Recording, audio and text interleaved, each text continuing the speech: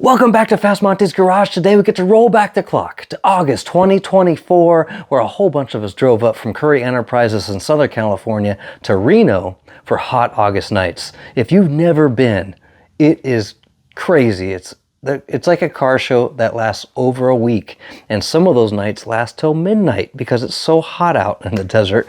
And I drove up from San Diego in the GTO and tested all that heat and survived. But on that journey, I was able to hang out with some really killer, like-minded guys and gals, and one of them was Shannon with this badass Suburban build. He, like me, does his own work. So kick back, relax, check out this interview we did, and leave a comment below what your favorite feature is. I'll let you know what mine was. It's the shift knob. Check this out. All right, as promised, my boy Shannon drove up with us. No, actually, you came up from the Bay Area. You met us in Mammoth. Met you guys in Mammoth, yeah. We shot up over Sonora Pass and then headed south into Mammoth. Oh my God. Yeah. That's crazy. Epic drive. Yeah. I saw some footage from that. Hopefully I can post some of it, but I could not believe how the scenery around that road. Wow, so I'm jealous. It's stunning. Well, so, you guys had a hell of a drive coming up south, well, that was white knuckling up to 8,000 feet. I mean, we were watching our temperature gauges like crazy. Yep, as was I. Yep. But hey, guys, this is the most unique build I've seen actually here, and there are thousands of cars. And I've had the pleasure of knowing Shannon for at least 2 years now or something like that. Yeah, for sure, yeah. Bouncing ideas off each other. Master of 3D printing, and we'll get into that later. But let's start off with what in the hell's going on in here? Yeah, I get a lot of people going, what am I looking at? Well, this is a 292. Came with the truck back in the day. I actually drove it home with this thing after I bought it from my father-in-law. And wow. You know, it's one of those things, I love driving. It was so buttery smooth. And I was like, well, we could do this. And worked with Jeremy and Mike at Phytech and John, who just walked through from Currie. And he's like, we could do something cool. It's like, let's do something cool. And so we said, okay, let's shred the six pack that they throw on the Pontiacs. Let's take two of those. Let's go twin two barrel. And then John and I are talking. I was like, I bet we can turbo this thing. No way. And well, we did. I see that. I mean, I didn't know that. I thought the turbo thing was part of the truck from the get-go. I mean, I'm not an expert, but it has a real unique sound coming out of the I got a custom header by my buddy Ted, and it's hard to see with all the intake and stuff on top of it, but you can kind of see the stainless kind of snaking down through there. Wow. And then Gibson just did a stellar downpipe out one of their mufflers out the back, and it's just got super unique, almost like tractor trailer level kind of exhaust. It's super fun. Oh my gosh. What else in here gave you the most heartache trying to either design or fit? Honestly, it was fitting all. So once we got the header in, that was one of the major Always challenges. A bitch for anyone that has ever put a header in. But when you build one from scratch, and the time we were doing it, because we were building the body and the frame for SEMA 2019, we had an extra head that I had mounted to my buddy Ted's bench, and I was giving him dimensions so he could build the header. Oh my God. So he was building the header on a bench, we were building the car, and then we kind of married them together. We had a couple things we had to tweak to get there. You had to cross like everything you had two of? Yeah. Make sure everything, almost everything. Almost everything, right? And it was one of those things where it's like, okay, we got it to fit. Then it was, okay, how do I plumb this thing to intercooler? How do I fit the intercooler, right? Because I got my AC running. Oh my God, I never even. I got my intercooler just tucked behind. All I had to do was slightly modify the grill, and it just tucked beautifully. That's badass. Yeah. So what suspension we got going on? So this is a full ride tech suspension with AccuAir brain. So all the air. It's their adjustable fronts and then the shockwave backs. And I actually went and I removed the bump stops, put pancake stops on it so I can get that extra inch, right? And then with that, I had to notch the floor. One thing after another. Yeah, so I cut the floor so the pumpkin would sit up in the floor. Yeah.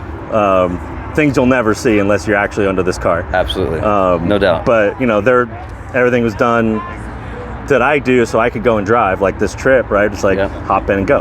Yep. Turnkey, as they say. Yes, sir. Let's go to the interior. All right. Tell me about the interior. Cool. The interior is just stunning, man. Thank you. I appreciate that. Yeah. And what is with that tiny ass shift knob? I wanted some fun, right? The stock floor shifter on the Muncie 4-speed, I always loved, but it was too comfortable. It was sticking too far back, you know, and so the first iteration of this, I actually went and we heated it up, moved it real close to the dash, so you're in first gear.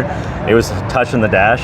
Oh my gosh, that's close. But when we put the TKX in from Silver Sport, you know, we moved it back a little bit, so I had to modify the center console to get it to fit. But I was like, all right, we can beef it up a little bit, make it a little nicer, so we went with a thicker, you know, thicker actual shifter going up, and then borrowed a lathe from my father-in-law. Let me interrupt. I gotta plug Silver Sport. So if you guys are kind of confused on why Silver Sport's so important, when you get a TKX from them, there's like 45 different options to where you can put your shifter, and that's not normal.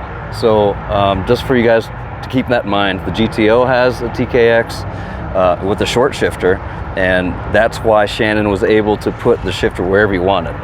Yep, and that was huge. I didn't do it for years because I had no place to put the shifter.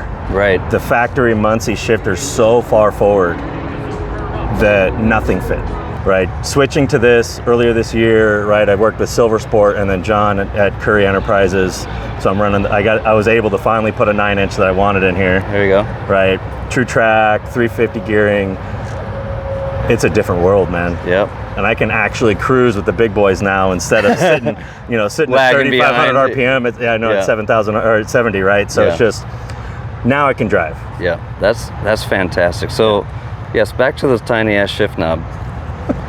What in the, where? Okay.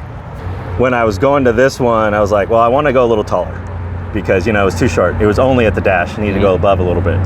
And so borrowed a lathe from my father-in-law, bonded some oak and some maple together, and turned it, right? I 3D printed it first, so I knew what it felt like. Yep. And then I basically just went through and I measured out to get the dimensions I wanted. And then made the prototype, which was the working prototype. Yep. And then awesome. I did a, you know, like any shade tree mechanic would do. I took a hole saw, put sanding paper on the outside, and start sanding. Sanded a thumb hole in it. Right, and then, you know, because we call this thing Papa Smurf. Yeah. I put a little coin on the top that etched in the Papa Smurf with the shades, all cool and stuff. Nice. And I love it. Just the details. I mean, the details alone set you apart from any build, right? I love it. Now let's go back to the fun part. Yeah. The party in the back. This is killer. I'm sitting on one of the coolest parts. Is these cup holders that are built into the tailgate. Machined aluminum. Even they have a little tiny little cork on the bottom. So killer. And I've heard the system before, and it's just, I love reggae, and the bass out of this car is just fantastic. And I grew up as a bass head. That's how I got into cars. Oh, okay. And when I had the chance to kind of design the layout of this thing, I was like, all right, what do I do? And I wanted it to be loud, to be clean, right? Something I can enjoy. But also, you know, it's got to be musical, right? I'm an audiophile. It has to sound good. So reached out to Kicker when I was doing the SEMA build, and they're like, yeah, we got you, right? And I really loved their digital amps, and I was like, all right, cool, what else you got, right? And went through all of it. So the whole Kicker system, right, anchored with the 2 digital amps and the 12-inch squares. The thin, I believe they're the L7s. That's amazing that much bass comes out of those. Yeah. Basically tiny speakers. Like I have a Monster JL sub in the GTO, which is removable. That's why I got it. Yeah. You know, that's a 10-inch. I mean, that box is. And so these guys fit in, I think I'm gonna have them in a 0.8 cubic foot box, sealed. Wow. right? They tuck behind the seats, so when you're running the third row up, you don't even see the box. It just hides.